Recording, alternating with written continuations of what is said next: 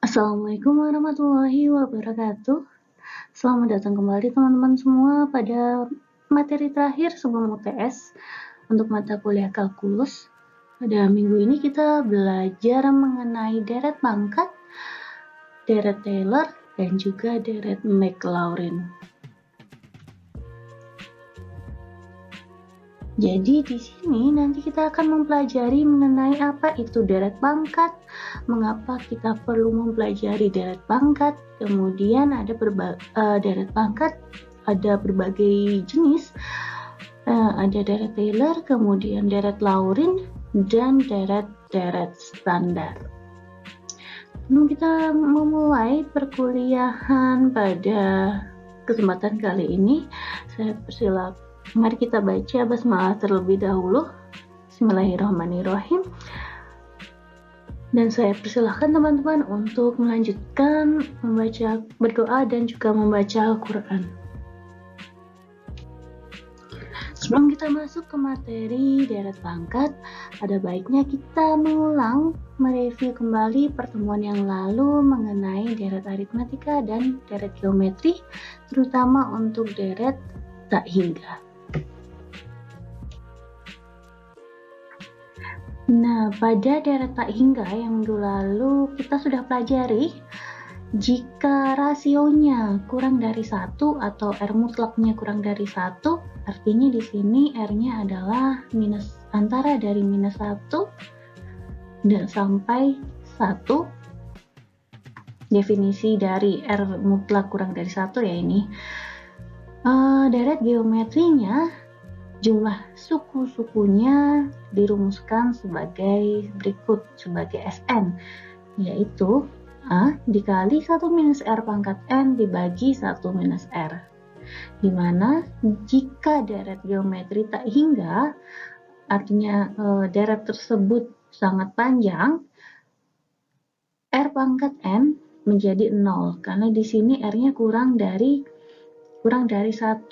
Jadi dia mendekat, kalau kurang dari 1 berarti kan 0, sekian. Nah, 0, sekian kalau dipangkatkan tak hingga, itu angkanya akan menjadi sangat kecil atau mendekati 0. Sehingga bisa kita anggap di sini R pangkat N di mana N tak hingga ini adalah 0. Sehingga pada deret geometri tak hingga bisa kita rumuskan menjadi jumlah suku-suku deret geometri tak hingga adalah A dibagi 1 minus R. Jadi ini adalah rumus yang akan kita gunakan untuk mengekspresikan sebuah deret geometri tak hingga. Nah, ini berlaku kalau R mutlaknya kurang dari 1 atau R-nya itu desimal kan. Nah, kalau R mutlaknya lebih besar dari 1, atau artinya di sini adalah R kurang dari -1 atau R lebih besar dari 1, maka deret geometri tak hingganya adalah plus minus tak berhingga. Nah, di sini ini berlaku kalau R-nya lebih besar dari 1. Jadi untuk kasus yang pertama di sini bahwa untuk deret geometri tak hingga di mana rasionya kurang dari 1, ini akan memiliki sebuah nilai. Nah, deret tersebut disebut dengan deret konvergen, di mana jumlah n sukunya dalam sebuah deret memiliki sebuah nilai atau ada definitnya. Tetapi yang kasus kedua di mana R-nya lebih besar dari 1, ini merupakan deret divergen karena hasilnya merupakan nilainya tak plus minus tak berhingga. Jadi sama ya seperti yang sudah kita pelajari materi-materi yang lalu, bahwa kalau kita memiliki sebuah fungsi, itu kita harus dapat mendefinisikan fungsi tersebut. Karena di sini deret pun sebenarnya adalah sebuah fungsi. Jadi nantinya sebuah deret, kalau misal deret geometri, di sini kan deret geometri, berarti bisa kita tuliskan sebagai sebuah fungsi, yaitu fungsi dari jumlah suku-suku tak hingganya atau S tak hingganya. Jadi tetap harus bisa kita definisikan menjadi sebuah fungsi.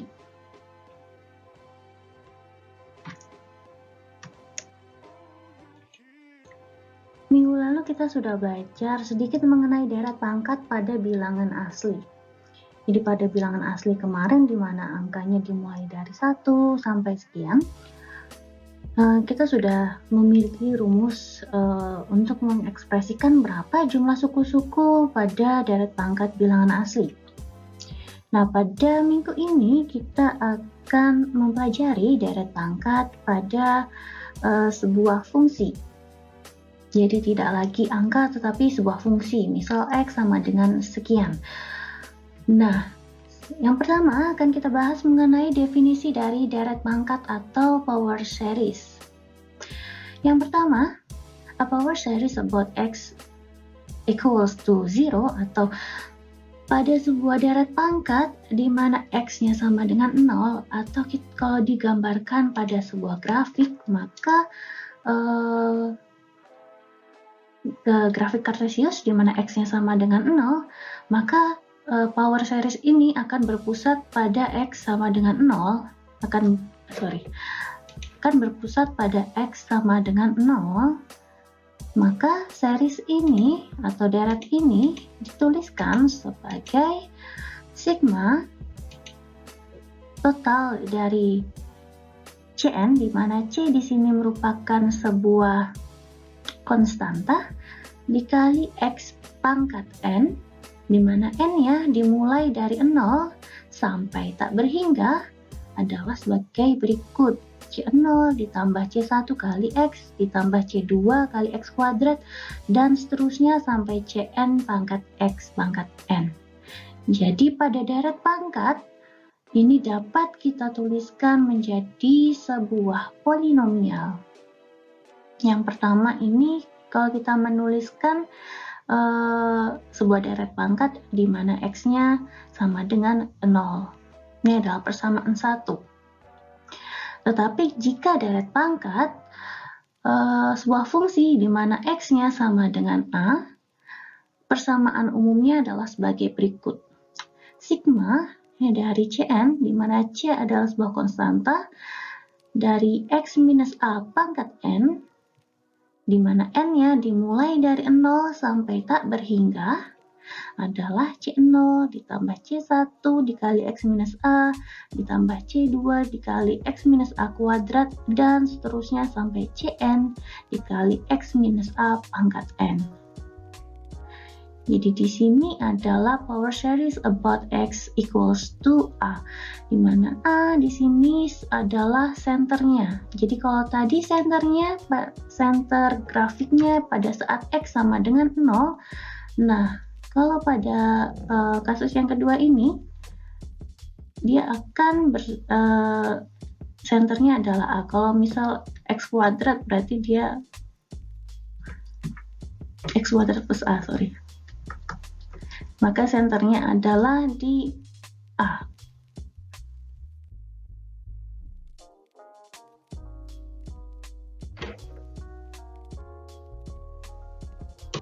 Minus A. Nah, ini adalah bagaimana cara kita mengekspresikan sebuah deret pangkat atau menuliskan sebuah deret pangkat. Jadi ada dua deret yang berbeda, di mana nanti akan kita bahas satu persatu. Yang pertama, ketika deret series berpusat di X sama dengan 0, artinya di sini X-nya adalah dalam bentuk X biasa.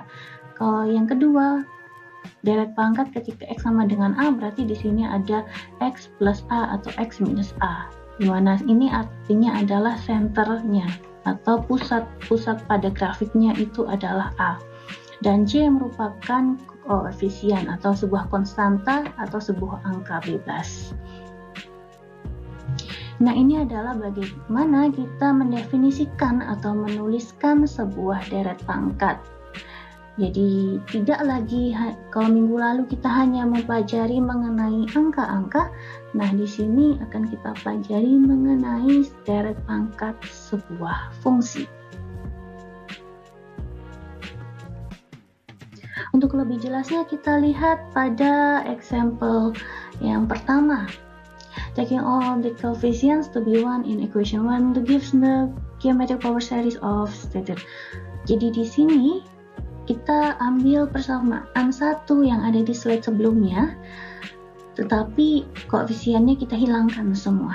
Jadi persamaannya menjadi sigma dari x pangkat n sama dengan 1 ditambah x kuadrat ditambah dan seterusnya sampai x pangkat n.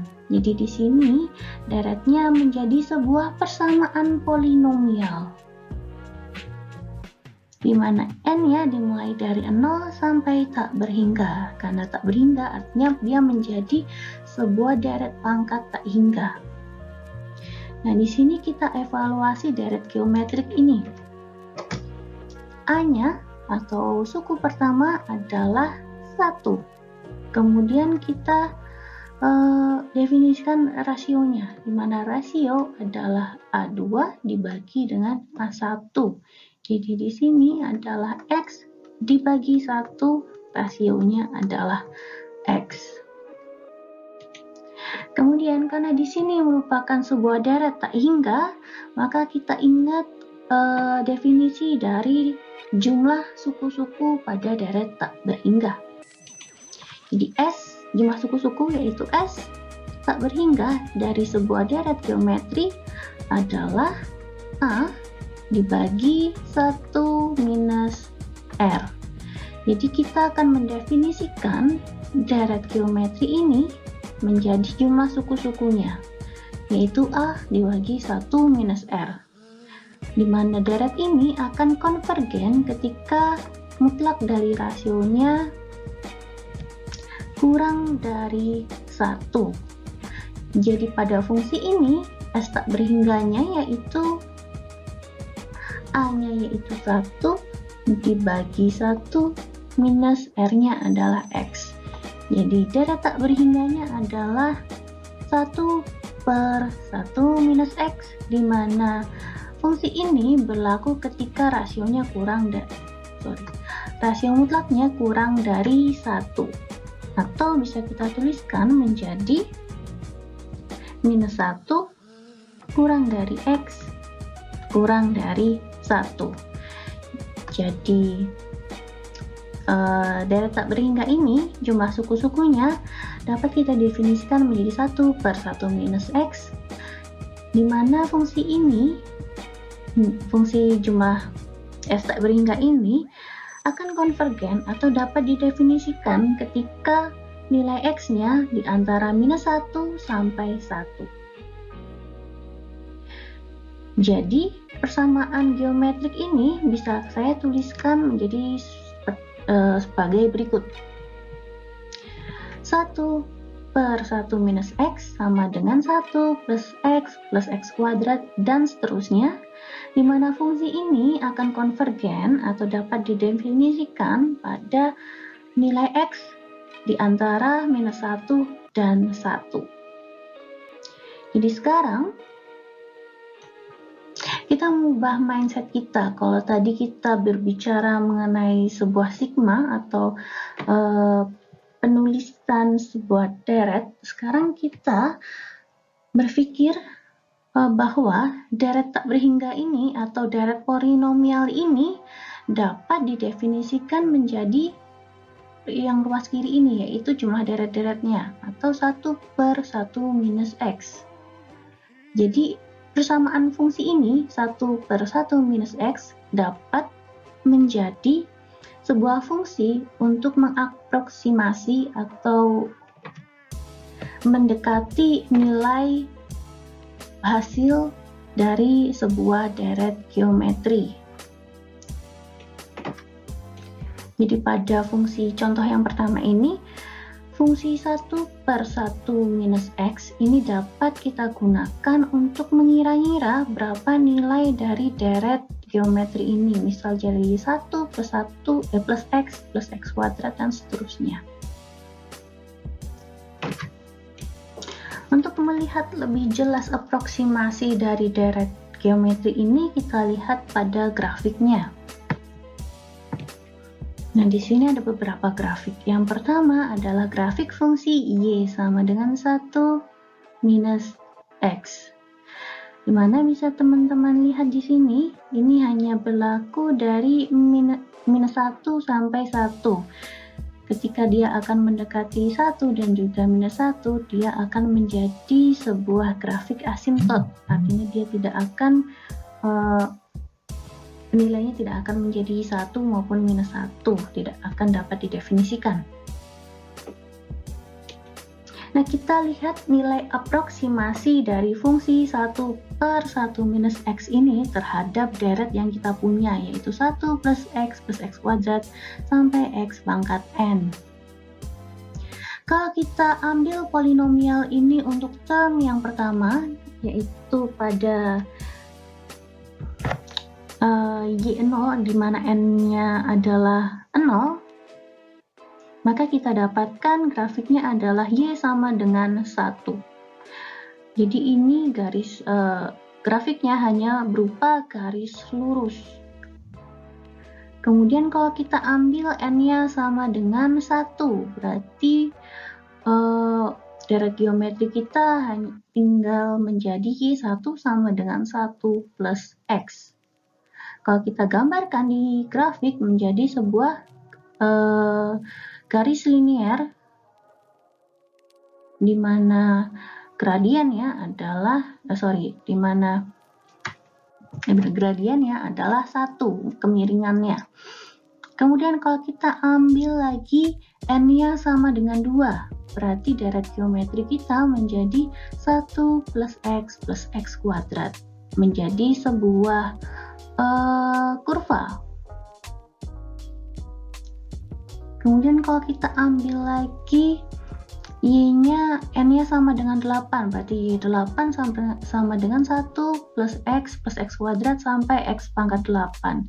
Maka kita dapatkan grafiknya yang warna pink ini. Nah, bisa teman-teman lihat di sini bahwa semakin besar N yang kita ambil, maka hasilnya akan semakin mendekati grafik yang sebenarnya, yaitu Y sama dengan 1 minus X.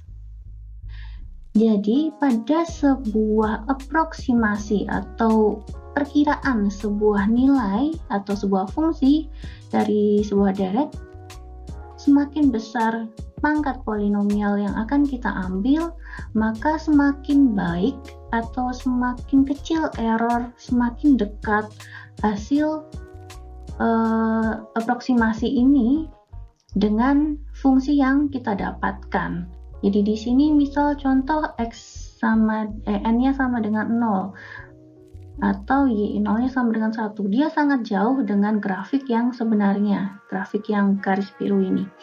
Tetapi kalau N-nya sama dengan 8, dia di awal-awal dia benar-benar sudah mepet, artinya dia sudah bisa merepresentasikan fungsi Y sama dengan 1 minus X. Tetapi semakin menjauhi atau semakin mendekati 1, nilainya atau errornya semakin besar, atau ada jarak antara fungsi polinomial terhadap persamaan aslinya.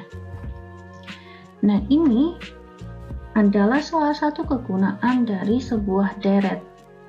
Jadi untuk mengaproksimasi sebuah fungsi yang mungkin cukup sulit untuk didefinisikan atau diturunkan atau diintegralkan secara langsung.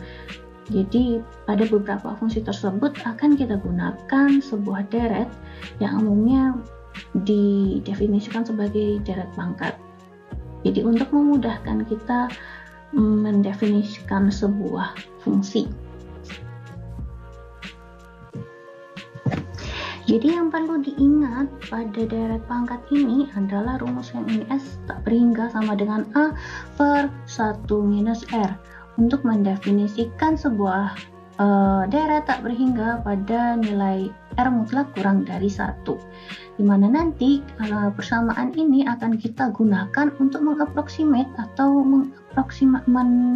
mengira-ngira, memperkirakan nilai dari sebuah deret geometri.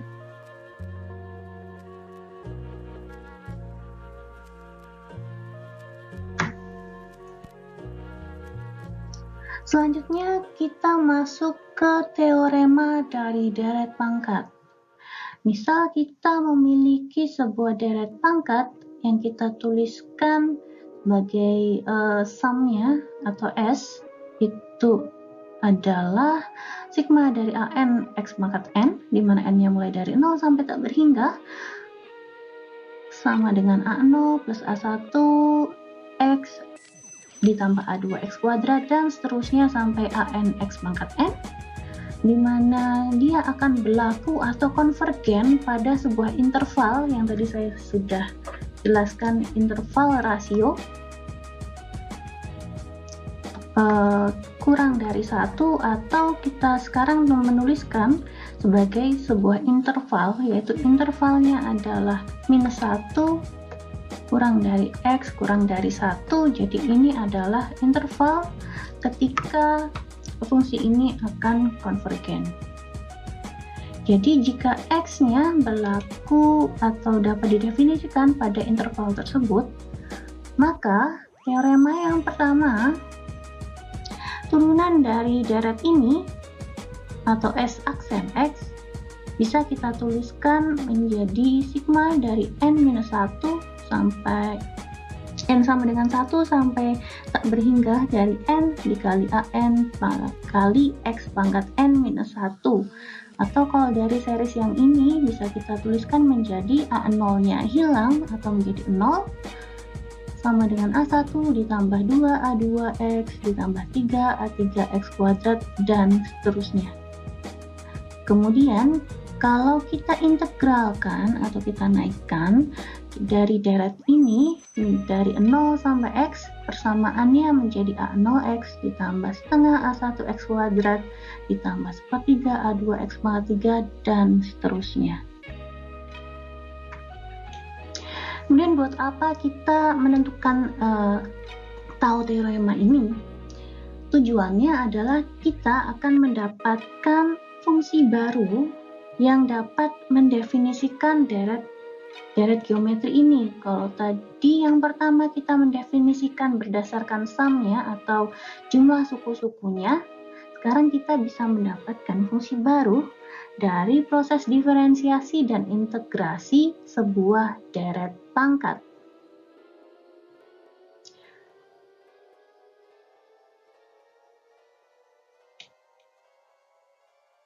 Untuk lebih jelasnya kita masuk ke contoh. Yang pertama, apply teorema A to the geometric series atau aplikasikan teorema yang di slide sebelumnya pada geometric series berikut. Ini geometric series yang tadi sudah kita jelaskan sebelumnya. Dari sigma X pangkat N. Nah, saya tuliskan. Jadi ini itu dari soal sebelumnya, yaitu sigma dari AN X pangkat N dari N mulai dari 0 sampai tak berhingga. Ini tadi di awal sudah kita definisikan bahwa sigma dari AN X pangkat N ini adalah 1 minus X sama dengan 1 plus X kuadrat dan seterusnya, di mana akan kita deret ini atau fungsi ini akan berlaku pada X di antara minus 1 sampai 1. Nah, kita akan mengaplikasikan teorema sebelumnya, sebuah deret yang didiferensiasi dan diintegrasi untuk mendapatkan formula baru. Nah, kalau kita diferensiasikan bersamaan ini, maka akan kita dapatkan 1 per 1 minus X kuadrat sama dengan 1 plus 2X plus 3X kuadrat dan seterusnya, di mana konvergensi dari fungsi ini masih berlaku dari minus 1 sampai 1. Nah, yang kemudian Kalau kita integrasikan, maka akan kita dapatkan persamaan ln dari 1 plus x sama dengan x minus x kuadrat per 2 plus x pangkat 3 per 3 dikurangi x pangkat 4 per 4 dan seterusnya. Dia masih berlaku dari minus 1 sampai 1. Nah, ini akan kita dapatkan dari teorema ini akan kita dapatkan dua persamaan baru. Jadi kalau kita memiliki sebuah deret pangkat polinomial berikut 1 plus 2x plus 3x plus 4x dan seterusnya, deret ini dapat kita definisikan pada 1 per 1 minus x kuadrat. Kemudian kalau kita integrasikan, maka akan kita dapatkan satu deret geometri baru untuk mendefinisikan ln 1 plus x, di mana ln 1 plus x ini dapat kita definisikan atau kita aproksimasi pada x minus x kuadrat plus 2 dan seterusnya, yang berlaku ketika x-nya antara minus 1 sampai 1. Jadi ini adalah bagaimana kita mendapatkan fungsi baru atau persamaan baru untuk dapat menentukan atau approximate sebuah fungsi yang lain. Kalau di sini dari 1 per minus x akan kita dapatkan cara untuk mengaproksimate 1 per 1 minus x kuadrat dan ln 1 plus x.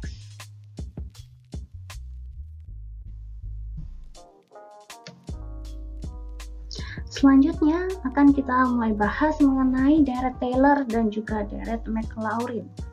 Tapi sebelumnya kita harus tahu kenapa sih kita harus mempelajari deret Taylor dan juga deret Maclaurin. Nah, dari deret pangkat yang sudah kita bahas sebelumnya, kita mendefinisikan sebuah deret pangkat menjadi sebuah fungsi. Jadi kita memiliki awalnya kita punya sebuah deret pangkat. Kemudian kita mencari sebuah fungsi yang dapat merepresentasikan atau mengaproksimasi deret geometri tersebut. Nah, pertanyaannya adalah bagaimana kalau kita melakukan kebalikannya? Artinya kita punya sebuah fungsi, kemudian kita mencari berapa sih deret yang dapat mendefinisikan fungsi tersebut. Nah, untuk dapat melakukan hal tersebut, mendefinisikan fungsi menjadi sebuah deret, maka kita menggunakan sebuah deret yang ditemukan oleh Taylor dan juga Maclaurin.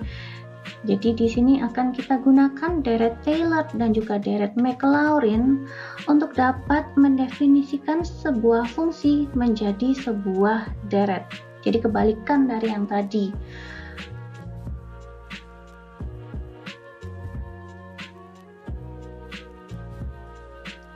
Untuk memahami deret Taylor dan juga deret Maclaurin, kita ambil definisi awal mula dari sebuah deret pangkat. Tadi kita bahas bahwa sebuah deret pangkat itu bisa kita definisikan menjadi sebuah fungsi. Nah, di sini kita balik. Sebuah fungsi bisa kita definisikan sebagai sebuah polinomial atau deret polinomial. Kalau fungsi fx ini kita turunkan, maka turunan pertama, kedua, dan ketiga kita dapatkan persamaannya sebagai berikut. Nah, bisa teman-teman amati di sini, turunan-turunan dari fungsi x itu membentuk sebuah pola. Jadi kalau di sini A0 plus A1 dikali x minus A dan seterusnya. Nah, di sini A0-nya hilang, A1-nya ke depan, x minus A-nya hilang. Kemudian A2-nya dikali 2, kemudian A3-nya dikali 3, dan seterusnya. Artinya sampai N dikali AN dikali X minus A pangkat N minus 1. Kemudian untuk turunan yang kedua, bergeser lagi, A1-nya hilang, kemudian 2A2-nya menjadi 1 dikali 2A2, ditambah 2 kali 3A3, 3 kali 4 A4, dan seterusnya. Turunan yang ketiga membentuk pola lagi, 1 dikali 2 dikali 3A3, ditambah 2 kali 3 kali 4 A4, dan seterusnya. Dimana 1 kali 2, 1, 3 ini disebut sebagai faktorial atau dituliskan sebagai tanda seru. Ini menjadi n faktorial. Di sini n-nya adalah 3. Nah, kalau kita tuliskan sebagai n, jadi turunan ke n, maka persamaannya menjadi turunan dari fungsi f(x) untuk turunan ke n dari fungsi f(x) merupakan n faktorial dikali an dan semua faktor-faktornya yang berhubungan dengan x minus a. Nah, karena di sini misal x-nya karena di sini x ini berpusat pada a, bisa dilihat di sini x sama dengan a, maka persamaan kita menjadi kalau kita substitusikan x-nya sama dengan a, menjadi turunan pertama dari fungsi a sama dengan a1. Yang ke belakang ini nilainya hilang semua karena dikali dengan 0, x-nya sama dengan a dikurangi a, berarti kan 0. Kemudian turunan kedua menjadi 1 dikali 2A2. Turunan ketiga menjadi 1 kali 2 kali 3A3. Dan secara umum kita tuliskan menjadi turunan fungsi f ketika x-nya sama dengan a, turunan ke n-nya adalah n faktorial dikali an. Atau an sama dengan f turunan dari fungsi a, turunan ke n dari fungsi a dibagi dengan n faktorialnya. Jadi definisi ini akan mendefinisikan ulang deret yang kita miliki. Nah, pendefinisian ulang ini disebut sebagai deret Taylor dan juga deret Maclaurin. Setelah ini akan kita bahas bedanya antara deret Taylor dan juga deret Maclaurin dan bagaimana mendefinisikan ulangnya.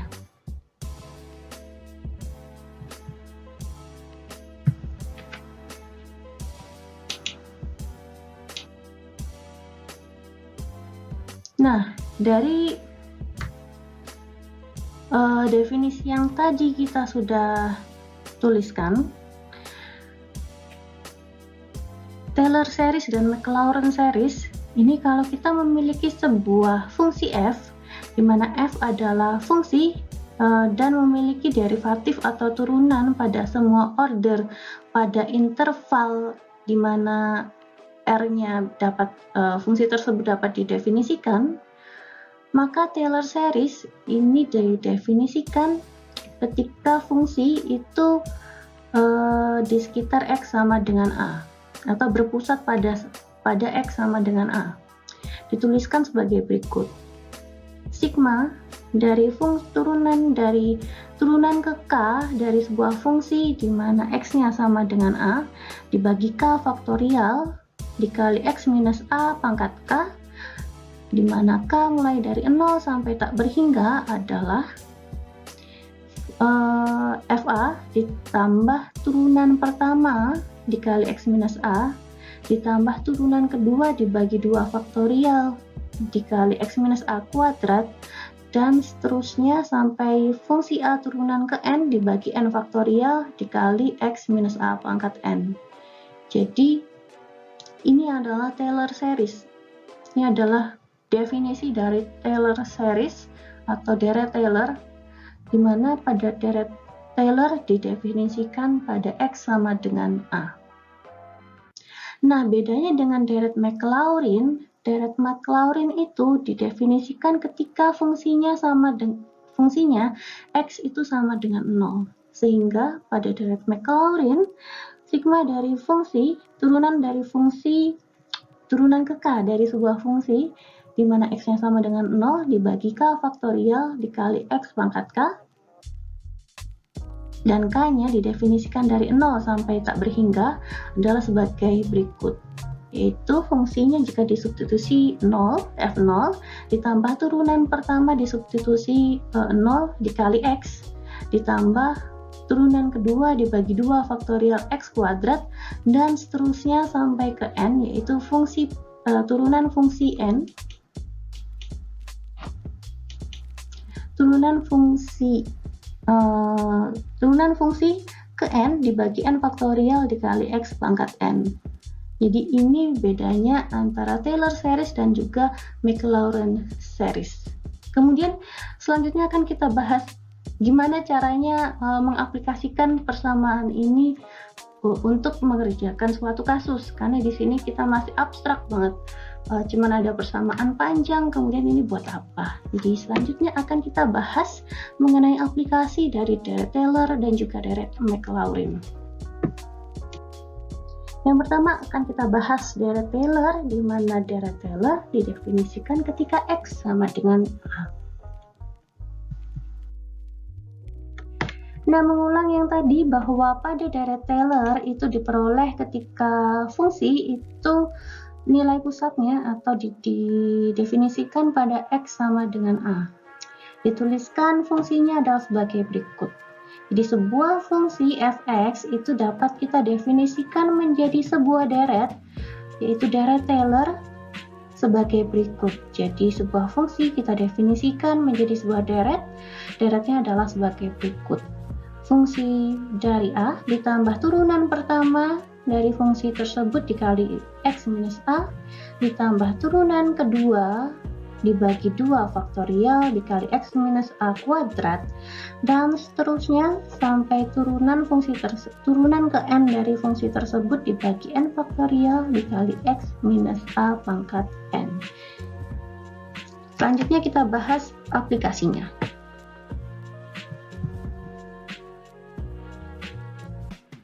Nah, contohnya, tentukan deret Taylor dari sebuah fungsi berikut, di mana fungsinya adalah 1 per X pada X sama dengan 2. Nah, untuk mengaplikasikan deret, jadi kita diminta untuk membuat sebuah deret dari sebuah fungsi. Fungsinya adalah 1 per X, kemudian berapakah deret Taylornya pada saat X sama dengan 2. Jadi kita cari turunan-turunan dari fungsi fx ini, yaitu super x. Jadi super x itu bisa kita tuliskan menjadi x minus 1. Kita cari turunan pertamanya, yaitu turunan pertama dari x pangkat minus 1 adalah minus x pangkat minus 2. Kita cari turunan keduanya, yaitu minus 1 dikali minus 2 kali X pangkat minus 3, atau 2 faktorial dikali pangkat minus 3. Kemudian turunan ke N ya, berarti bisa kita tuliskan sebagai berikut. Minus 1 pangkat N dikali N faktorial dikali X pangkat minus N plus 1. Jadi ini secara general kalau kita menuliskan turunan-turunannya menjadi seperti ini. Nah, selanjutnya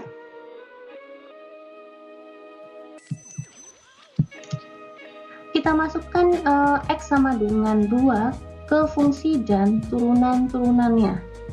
Jadi kita dapatkan untuk fungsi asli kita substitusi dengan X sama dengan 2, dapatnya setengah, kemudian turunan pertama, kedua, dan turunan ke N kita dapatkan persamaannya menjadi minus 1 pangkat N dibagi 2N plus 1. Ini untuk mendefinisikan deret Taylornya. Sehingga langsung kita masukkan aja ke fungsi deret Taylor, di mana fungsi deret Taylor didefinisikan menjadi fungsi asli, atau fungsi asli ditambah turunan pertama, turunan kedua, sampai turunan ke N. Sehingga kita dapatkan dari fungsi 1 per X, deret Taylor-nya adalah sebagai berikut, yaitu setengah dikurangi X minus 2 per 2 kuadrat ditambah X minus 2 kuadrat per 2 pangkat 3 dikurangi sampai seterusnya sampai deret ke n-nya, yaitu minus 1 pangkat n dikali X minus 2 pangkat n per 2n plus 1. Nah, ini kita dapatkan deret Taylor yang dapat kita gunakan untuk mendefinisikan sebuah fungsi. Di sini adalah fungsinya adalah 1 per X, di mana X-nya itu sama dengan 2.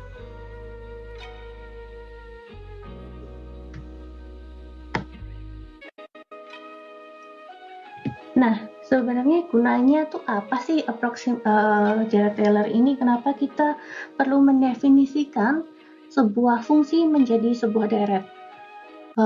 Rasanya kalau kita dengar seperti mempersulit permasalahan ya. Tetapi sebenarnya ini untuk menyingkat permasalahan dari kasus-kasus yang tidak bisa didekati secara langsung atau diselesaikan secara langsung. Tadi kan contoh-contoh kita sebenarnya masih contoh-contoh yang sederhana. Misal kasus yang sebelumnya adalah 1 per X, dimana kalau 1 per X bisa langsung kita definisikan. Tetapi di sini umumnya deret itu kita gunakan untuk menyelesaikan misalnya nilai-nilai integral atau diferensial atau nilai-nilai dari trigonometri sin konstan dan juga nilai-nilai dari logaritmik natural. Jadi umumnya nilai-nilai tersebut bisa kita dekati dengan aproksimasi deret. Contohnya di sini akan kita bahas aproksimasi Taylor. Kita memiliki sebuah persamaan linear dari deret Taylor tadi. Misalnya kita ambil order 1. Jadi ini adalah polinomial dari Taylor yang tadi sudah kita bahas. Di polinomial atau fungsi dari X sama dengan fungsi asli ditambah turunan dari fungsi pertama, turunan pertama dari sebuah fungsi dikali X minus A. Ini adalah persamaan order 1. Jadi ini ada order 0 dan ini order 1. Nah, misal kita memiliki sebuah fungsi di mana fungsinya adalah fx. Maka kalau kita dekati dengan persamaan linear ada persamaan garis lurus miring memiliki gradien tertentu. Jadi kita akan mengaproksimasi nilai fungsi tersebut ketika x-nya sama dengan a. Di sini kita ingin tahu berapa sih nilai fungsi tersebut pada saat x sama dengan a gitu. Jadi kita ambil sebuah garis singgung yang kita bisa definisikan menjadi sebuah persamaan linear. Kita gunakan persamaan linearnya adalah aproksimasi Taylor order 1. Contohnya, kita memiliki sebuah fungsinya adalah y fx sama dengan ln x. Nah, kita aproksimasi untuk mencari nilai x sama dengan 0,9 dan x sama dengan 1,5 dengan aproksimasi Taylor order 1.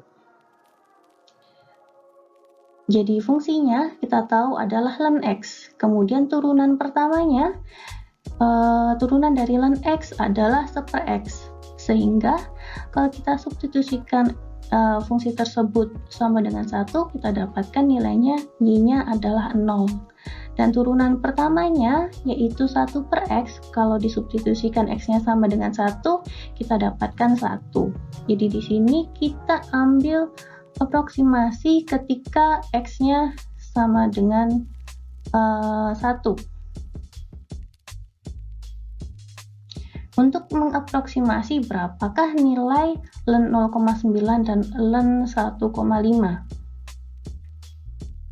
Sehingga persamaan polinomial pada saat x-nya mendekati 1 adalah ln x atau fx. Jadi di sini adalah fx ln x ditambah turunan pertama x dikali x minus a. Kita substitusikan ln x-nya, kalau x-nya adalah 1, ini 0, kemudian turunan pertama adalah 1 dikali x minus a, hanya 1, sama dengan x minus 1.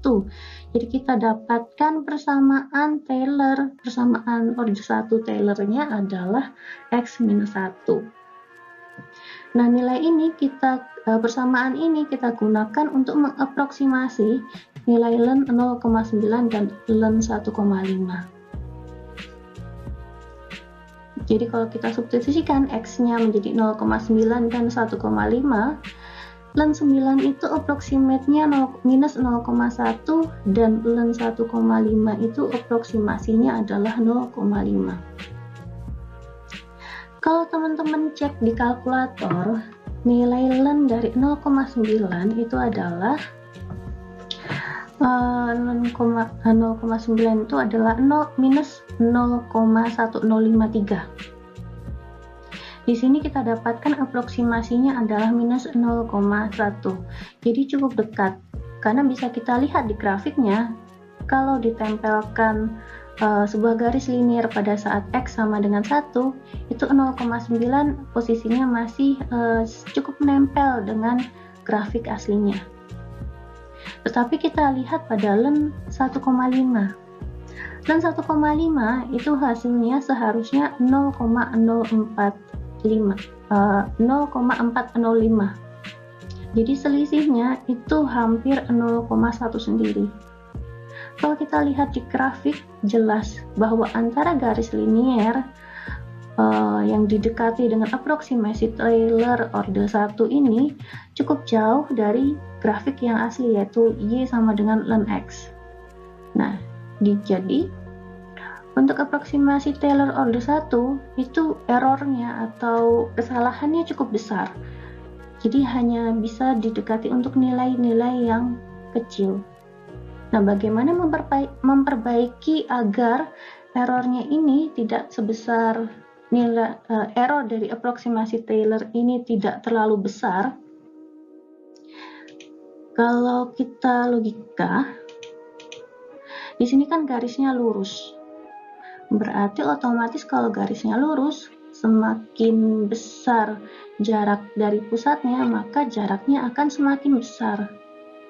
Nah, biar bisa dekat, artinya garis lurus ini bukan lagi menjadi sebuah garis lurus, tetapi seharusnya adalah sebuah kurva yang bentuknya mendekati y sama dengan ln x. Nah, kurva ini nilainya itu tergantung dari polinomialnya atau pangkat terbesarnya. Jadi nanti semakin besar pangkat polinomialnya, maka akan semakin mendekati grafik aslinya. Jadi ini adalah aproksimasi Taylor. Selanjutnya akan kita lihat aproksimasi Taylor pada pangkat tinggi. Jadi kalau ini hanya pada order 1, akan kita bahas pada order ke n. Apakah dia bisa mendekati dengan lebih baik? Nah, sekarang persamaan linear untuk persamaan polinomial untuk aproksimasi Taylor order n. Jadi kalau tadi kita hanya berhenti sampai di sini, sampai fa plus turunan pertama dikali x minus a. Sekarang kita lanjutkan sampai di sini, misalnya adalah order 2. Jadi kalau di sini berhenti di sini adalah order 0, berhenti di suku yang ini adalah order 1, lanjut ke order 2. Kita dekati dengan order 2. Tapi di sini kalau kita lanjutkan lagi, itu artinya adalah persamaan Taylor untuk order ke n. Jadi rumusnya sampai ke turunan dari fungsi ke n, turunan ke n dari sebuah fungsi dibagi n polinomial dikali x minus a pangkat n. Nah, kita lihat selanjutnya akan kita lihat aproksimasi order 2 kita bandingkan dengan order 1 di soal yang sebelumnya tadi.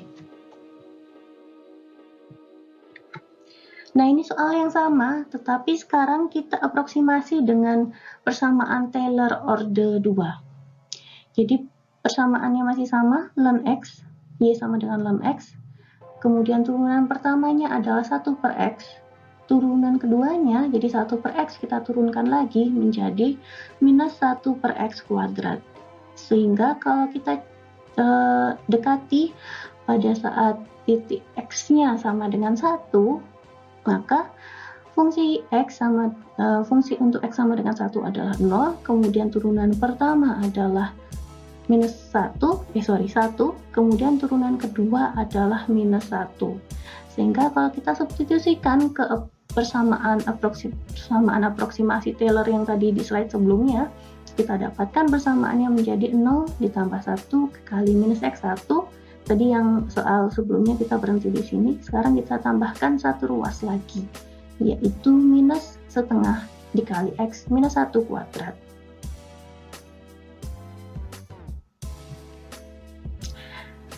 Nah, ini sekarang kita lihat grafiknya adalah y sama dengan ln x di sini. Kemudian kalau kita dapatkan persamaan baru untuk aproksimasi, yaitu persamaan Taylor order 2. Persamaannya kalau kita gambarkan di grafik menjadi grafik yang warna hitam ini, yaitu y sama dengan P2, polinomial order 2. Sehingga kalau x-nya didekati ln x didekati pada saat x sama dengan 1, persamaan deretnya order 2-nya menjadi x minus 1 minus setengah dikali x minus 1 kuadrat. Persamaan ini kita coba untuk mendefinisikan ln setengah dan 1 setengah. Kita coba ln 0,9 kita dekati dengan persamaan yang kita dapat dari aproksimasi Taylor. Didapatkan hasilnya adalah minus 0,105. Dan tadi kita dapatkan bahwa ln 0,9 hasilnya adalah minus 0,1053. Jadi ini sudah cukup dekat dengan hasil yang sebenarnya.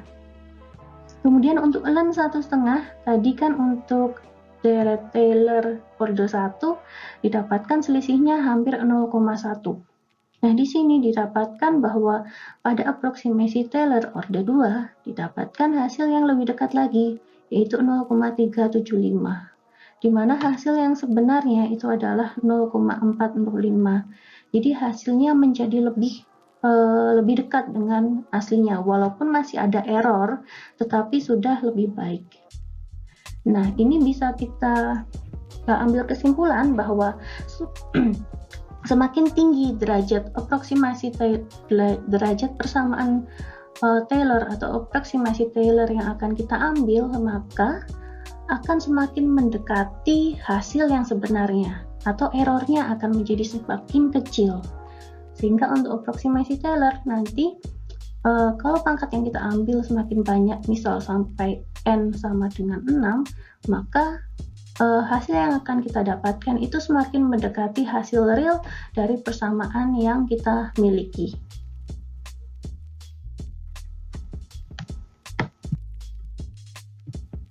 Selanjutnya yaitu deret Maclaurin, di mana di deret Maclaurin adalah sebuah deret yang didefinisikan ketika x sama dengan 0.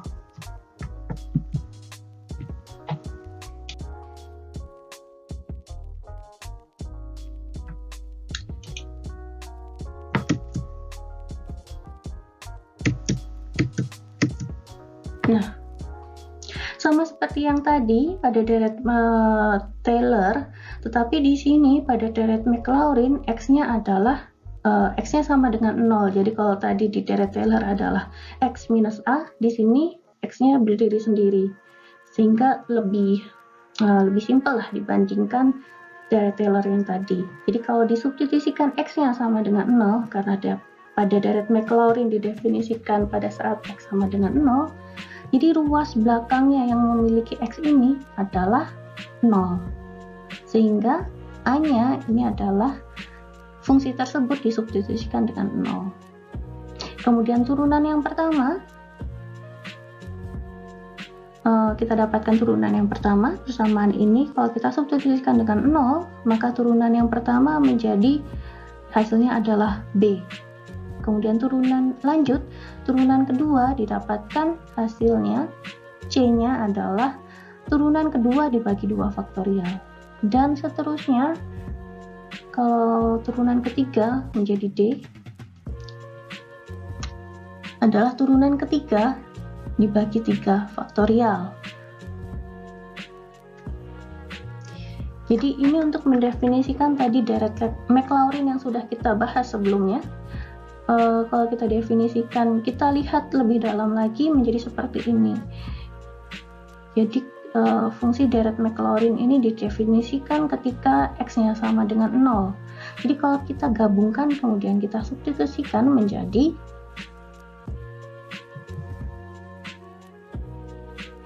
dan kalau kita lanjutkan sampai turunan yang keempat, jadi kita dapatkan nilai E-nya atau suku keempatnya menjadi turunan keempat dari sebuah fungsi dibagi faktorial dari 4. Ini bisa kita tuliskan nanti kalau pangkatnya adalah ke N, jadi turunan sama dengan turunan dari fungsi dibagi N faktorial. Turunan ke N dari fungsi dibagi N faktorial. Jadi kalau kita tuliskan menjadi sebuah deret Maclaurin-nya, menjadi kita dapatkan fungsi adalah turunan pertama dikali fungsi asli ditambah turunan pertama dikali X ditambah turunan kedua dibagi 2 faktorial dikali X kuadrat dan seterusnya.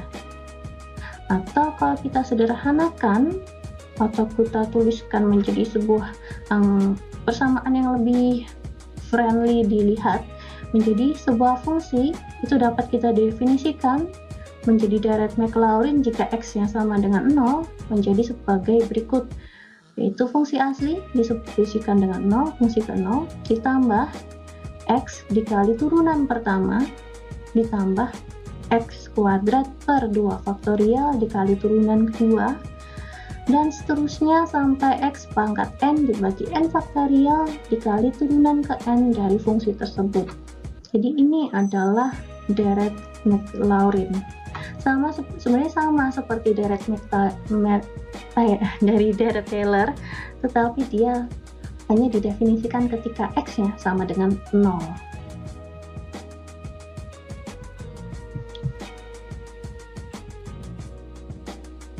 Kita masuk ke contoh yang pertama, yaitu tentukan deret Maclaurin dari sin X. Jadi tadi sudah kita bahas sebelumnya bahwa untuk menentukan deret Maclaurin kita harus menentukan turunan-turunan dari fungsi tersebut. Jadi yang pertama fungsi aslinya yaitu fx, itu sin X. Kalau kita substitusikan X-nya sama dengan 0, sin dari 0 adalah 0. Kemudian kita cari turunan keduanya. Turunan pertamanya yaitu turunan dari sin X adalah cos X, substitusi X sama dengan 0, hasilnya adalah 1. Kita turunkan lagi, turunan dari cos X adalah minus sin X. Kalau X-nya sama dengan 0, hasilnya adalah 0, dan seterusnya sampai turunan keempat. Nah, kalau kita sekarang menentukan deret Maclaurin dari sin X, kita lihat persamaan umumnya dulu. Persamaan umum dari deret Maclaurin dari sebuah fungsi fx sama dengan fungsi aslinya ditambah x dikali turunan pertama ditambah x kuadrat dibagi 2 faktorial turunan kedua dan seterusnya. Ini kalau kita ambil sampai suku turunan keempat. Jadi kalau kita substitusikan sin X ini ke deret Maclaurin, jadi fx-nya adalah sin X sin X sama dengan fungsi aslinya, disubstitusikan X sama dengan 0, hasilnya adalah 0, sehingga tidak kita tuliskan. Kemudian ditambah X dikali turunan pertama dari fungsi, yaitu cos X.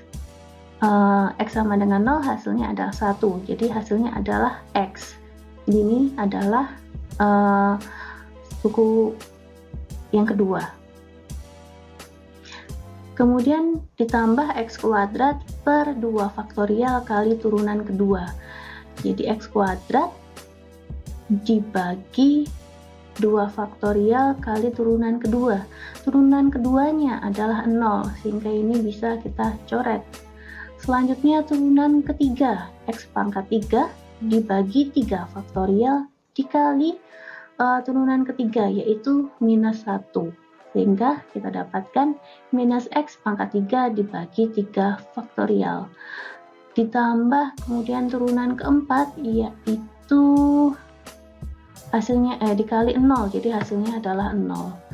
Sehingga kalau kita tuliskan secara umum, sin X sama dengan X minus X pangkat 3 per 3 faktorial ditambah X pangkat 5 dibagi 5 faktorial dikurangi X pangkat 7 dibagi 7 faktorial, dan seterusnya.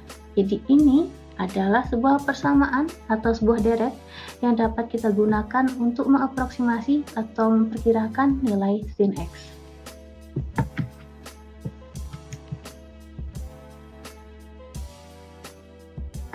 Contoh yang kedua, tentukan deret Maclaurin dari sin kuadrat X.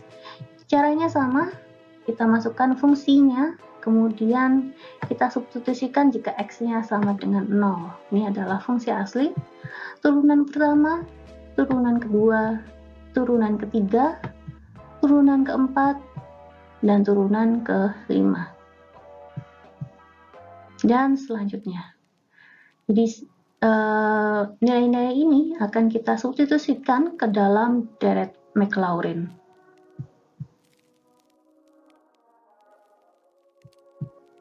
Sehingga kita dapatkan ini adalah fungsi umum dari deret Maclaurin. Kita substitusikan, kita dapatkan hasilnya sin kuadrat sama dengan 0 ditambah turun X dikali 0 ditambah X kuadrat per 2 faktorial kali 2 dan seterusnya, sehingga kita dapatkan persamaannya menjadi sebuah fungsi, sebuah deret yang mendefinisikan sin kuadrat X adalah X kuadrat dikurangi X pangkat 4 per 3 ditambah 2X pangkat 6 per 45 dan seterusnya. Ini adalah deret untuk mendefinisikan sin kuadrat X.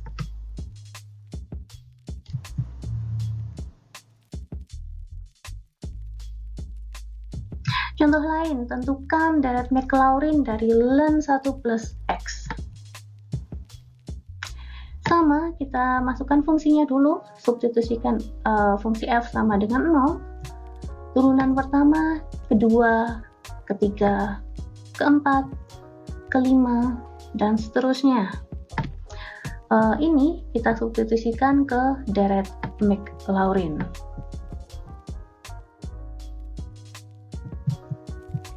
Sehingga ini persamaan umum dari deret Maclaurin. Kita substitusikan nilai-nilai turunan fungsi ketika X sama dengan 0 ke dalam deret Maclaurin, sehingga kita dapatkan sebuah persamaan untuk mendefinisikan ln 1 plus X sama dengan X minus X kuadrat per 2 ditambah X pangkat 3 per 3 dikurangi X pangkat 4 per 4 dan seterusnya. Ini adalah deret untuk mendefinisikan ln 1 plus X. Nah, kalau teman-teman ingat, deret ini sudah kita bahas sebelumnya di teorema A. Jadi teorema untuk power series. Jadi dari sini sudah kita buktikan bahwa tadi dari deret power series atau deret pangkat kita bisa mendapatkan bahwa sebuah deret itu bisa mendefinisikan ln X. Nah, sekarang kalau dibalik kita bisa mendapatkan bahwa ln X memang bisa didefinisikan menjadi deret berikut, sehingga bisa kita bilang bahwa ini adalah valid atau terbukti.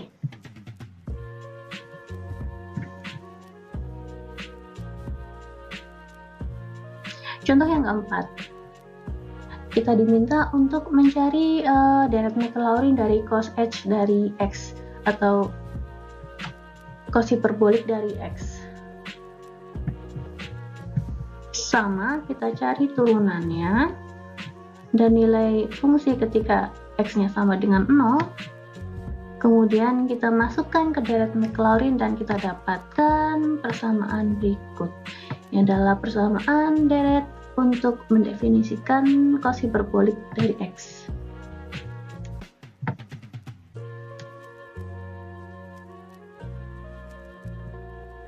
Selanjutnya deret binomial. Dengan metode yang sama, kita bisa menggunakan deret Maclaurin untuk mencari deret binomial. Binomial itu artinya adalah A plus X. A plus B, sorry. Contohnya, mencari deret binomial dari 1 plus X pangkat N. Kita gunakan cara yang sama, jadi kita cari turunan-turunannya, kemudian kita substitusikan X-nya sama dengan 0.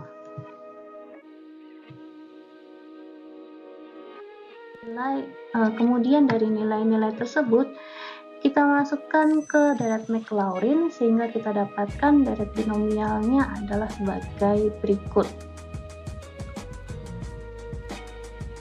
Kalau kita uraikan,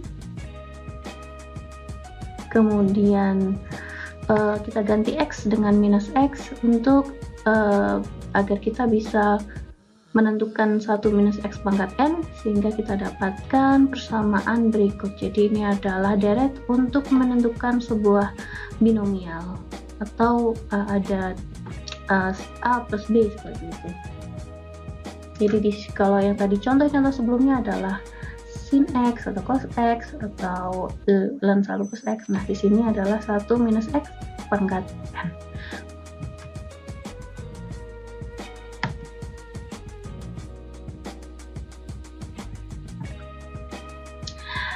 Yang terakhir kita melihat sama seperti deret Taylor. Jadi intinya sebuah deret ini adalah menentukan aproksimasi.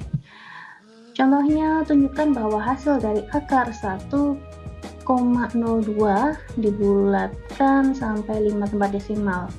Jadi kalau kita tuliskan 1,02 ini sama dengan 1 plus 0,02.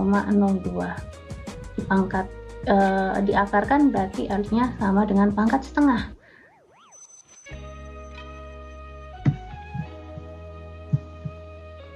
Kalau kita masukkan ke deret binomialnya, ke deret binomial persamaan yang tadi, kita substitusikan, kita dapatkan persamaan sebagai berikut, dan kita dapatkan hasilnya. Jadi di sini hanya menghitung sampai orde keempat. Kalau hanya sampai orde M sama dengan 3. Jadi kalau sampai N sama dengan 3, ini hasilnya sudah cukup merepresentasikan bahwa nilai akar dari 1,02 ini adalah 1,00995. Jadi sudah sama ya, sudah sama dengan kalau kita mengaproksimasikan berdasarkan metode deret binomial. Jadi ini bisa lihat tadi di slide sebelumnya. Kalau dimasukkan ke rumusnya menjadi seperti ini. Kita masuk ke bagian yang terakhir, yaitu deret standar. Nah, apa itu deret standar? Sebenarnya deret standar ini adalah deret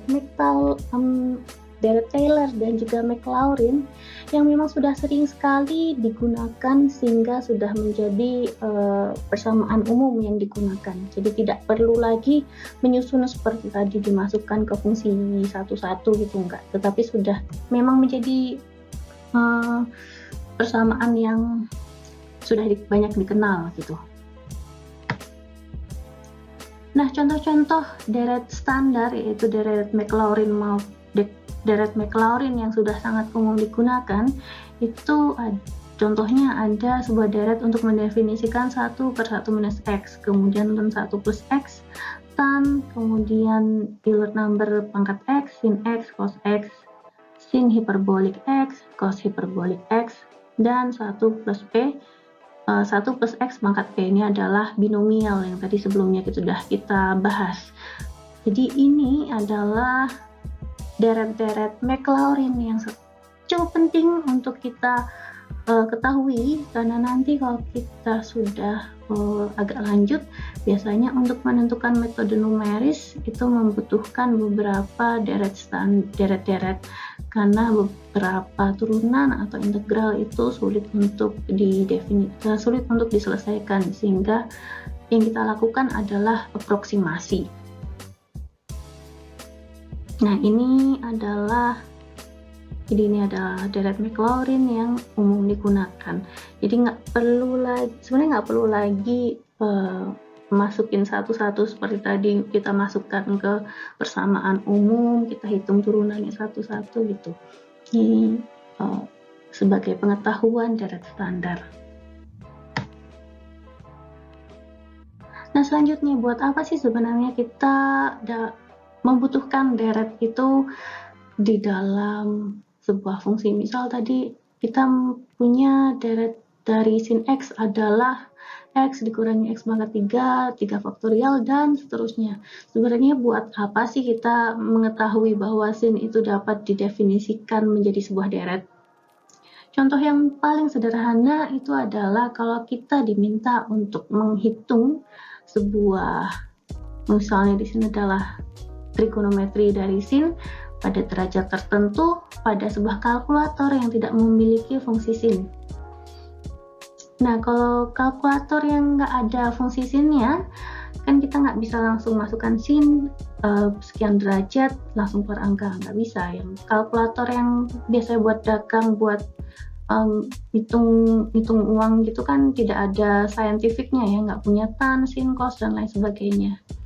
Nah, kalau kita diminta untuk menghitung sin 7 derajat pada kalkulator yang biasa itu, otomatis kita tidak bisa melakukannya. Tetapi kita bisa mendekatinya menggunakan deret Maclaurin ini. Jadi tadi kan sudah kita tahu bahwa sin X ini adalah deret Maclaurinnya sebagai berikut. Nah, kita gunakan persamaan deret ini untuk menentukan berapa sih sin 7 derajat menggunakan kalkulator biasa. Nah, caranya kayak gini. Di sini kan pakainya derajat. Kalau kita menghitung menjadi sebuah derajat menjadi satuan yang bisa digunakan dari 0 sampai 1 itu harus kita ganti menjadi radian. Jadi kita ganti dulu derajatnya menjadi radian. Jadi 180 derajat adalah pi kali radian, sehingga kalau kita cari radiannya bisa menggunakan persamaan ini. Jadi kita cari 7 derajat, radiannya adalah 0,1221. Nah, kita masukkan sin 0,1221 yang merupakan 7 derajat ini ke deret Maclaurin. Jadi kita dapatkan 0,1227 dikurangi X pangkat 3 dibagi 3 faktorial, dan seterusnya. Ini sampai baru sampai suku yang keempat. Ini hasilnya adalah 0,121877. Teman-teman bisa cek di kalkulator bahwa sin dari 7 derajat ini adalah 0,121869. Jadi bahkan sampai untuk deret Maclaurin sampai suku keempat ini sudah bisa mewakili hasilnya, sudah sangat dekat dengan hasil sin yang sebenarnya. Jadi ini adalah salah satu contoh kita menggunakan deret pada, let's say, kehidupan sehari-hari, bukan pada integral dan diferensial dan lain sebagainya.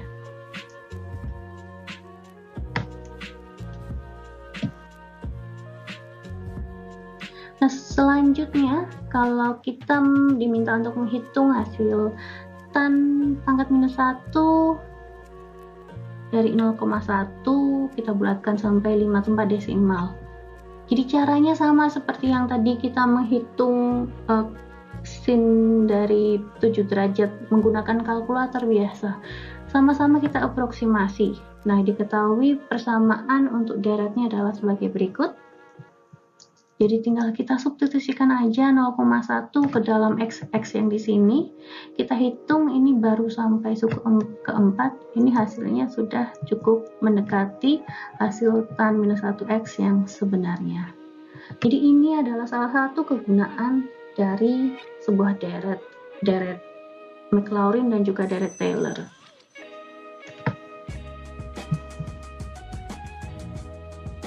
Yang terakhir adalah aplikasi pada limit, yaitu nilai limit bentuk tak tentu. Diminta untuk menghitung limit dari tan x minus x per x pangkat 3 ketika x mendekati 0. Nah, kalau x-nya sama dengan 0, maka kita dapatkan hasilnya 0 per 0 atau tidak terhingga, sehingga limit ini tidak dapat didefinisikan. Kemudian gimana caranya kita menyelesaikan limit ini?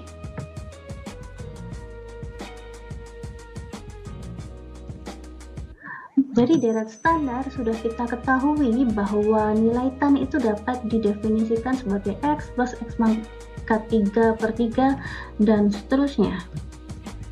Sehingga dari persamaan yang tadi kita substitusikan tan x-nya menjadi deret series yang sudah kita ketahui ini. Sehingga persamaannya menjadi seperti ini. Limit dari tan x minus x per x pangkat 3 ketika x mendekati 0 sama dengan limit dari x plus x pangkat 3 per 3 plus 2x pangkat 5 per 15 dan seterusnya dikurangi x dibagi x pangkat 3. Jadi ini tan x-nya kita substitusikan menjadi deret. Jadi kalau di sini x-nya bisa kita coret, jadi x dikurangi x sama dengan 0. Kemudian kita coret lagi x pangkat 3-nya dengan semua x dibagi dengan x pangkat 3. Sehingga selanjutnya bisa kita dapatkan limit dari sepertiga, karena di sini x pangkat 3-nya habis, ditambah 2x pangkat 2 per 15 dan seterusnya. Nah, di sini baru kita masukkan x-nya mendekati 0. Jadi x-nya semuanya disubstitusi dengan 0, sehingga kita dapatkan hasilnya adalah sepertiga. Sehingga bisa kita ambil kesimpulan bahwa limit dari tan x minus x per x pangkat 3 ketika x mendekati 0 hasilnya adalah sepertiga.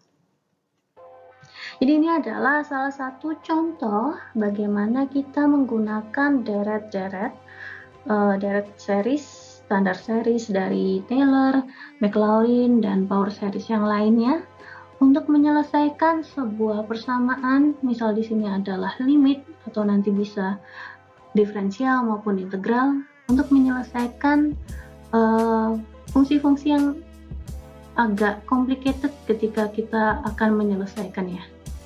Jadi untuk mempermudah, sebagai tools kita untuk mempermudah penyelesaian sebuah kasus, di sini adalah limit.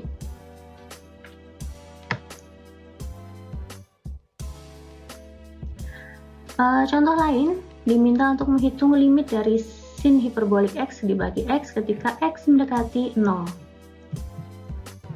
Nah, kita tahu persamaan deret series dari sin hiperbolik x adalah sebagai berikut.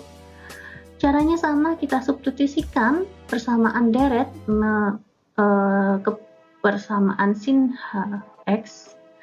Jadi kita substitusikan, kalau semuanya dibagi dengan x, kita dapatkan persamaannya menjadi, ini kita coret, persamaannya menjadi 1 plus x kuadrat per x per 3 faktorial dan seterusnya. Nah, sekarang baru bisa kita limitkan x-nya mendekati 0, sehingga kita dapatkan hasilnya adalah 1. Sehingga kesimpulannya, limit dari sin hiperbolik x dibagi x ketika x mendekati 0 adalah 1.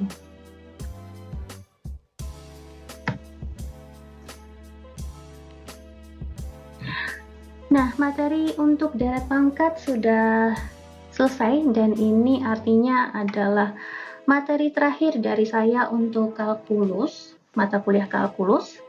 Saya ucapkan terima kasih untuk teman-teman yang sudah membersamai selama perkuliahan kalkulus. Jika masih ada yang ingin didiskusikan, saya persilahkan untuk bertanya melalui grup maupun japri ke saya. Semoga apa yang kita pelajari selama sudah 6 pertemuan ini bisa memberikan manfaat buat teman-teman semua. Dan minggu depan akan kita lanjutkan ke pertemuan sinkron terakhir untuk kalkulus, untuk mata kuliah kalkulus, di mana kita akan review materi dari limit, kemudian deret aritmatik geometri, dan deret pangkat. So, kita ketemu minggu depan. Terima kasih untuk perhatiannya dan atensinya pada materi deret pangkat kali ini. Kita akhiri dengan alhamdulillah bersama-sama. Alhamdulillahirrahmanirrahim. Kurang lebihnya mohon maaf. Akhirul kalam. Wassalamualaikum warahmatullahi wabarakatuh.